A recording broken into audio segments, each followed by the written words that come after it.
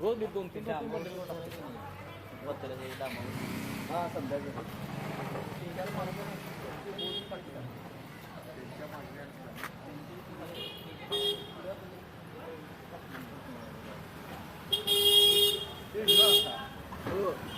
मोहन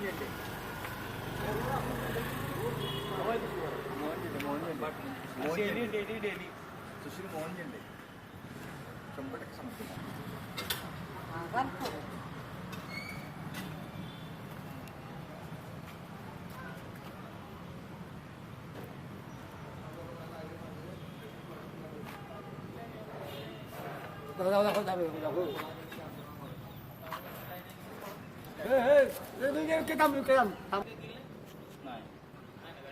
आता यायला म्हणा स्टार्ट.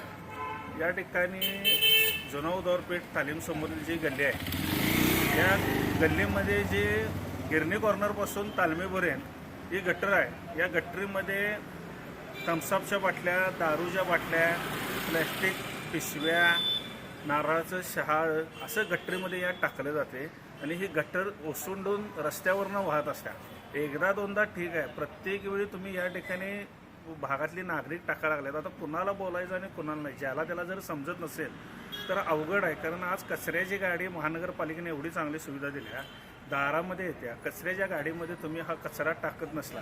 गटर कशासाठी असते? खरकाटं पाणी, वेस्टेज पाणी, धुण्याचं पाणी हे यामधनं जात असते. ह्यामध्ये जर तुम्ही प्लास्टिक पिशव्या, पॅम्पर किंवा बाकीचा कचरा जर तुम्ही ह्यात टाकत असला तर ते गटरीनं आलं तुम्हाला वेळ लागणार नाही. आता पुढच्या महिन्यामध्ये पावसाळा चालू झाला की प्रत्येकाच्या घरामध्ये पाणी शिरणार आहे.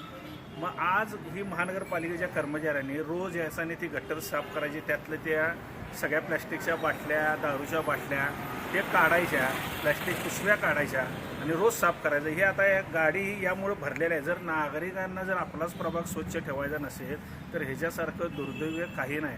लोकांना ही गोष्ट समजली पाहिजे आणि जी लोक गटरामध्ये हे अशा प्रकारच्या वस्तू प्लॅस्टिक जर टाकत असतील तर ही माणसं मूर्ख आहेत असं म्हणायला वाईट वाटत नाही. जर आपला प्रभाग आपल्याला स्वच्छ ठेवायचा असेल तर घंटा गाडी येत्या, त्या घंटा गाडीमध्ये हा कचरा टाका आणि गटरीमध्ये फक्त सांडपाण्याचा तुम्ही यामध्ये निचरा करा. आणि खरोखर या महानगरपालिकेच्या कर्मचाऱ्यांचं मी अभिनंदन करतो की रोज या ठिकाणी या गटरीमधली घाण काढत असतात. खरोखर त्यांचं अभिनंदन आहे. कंटाळा करत नाहीत.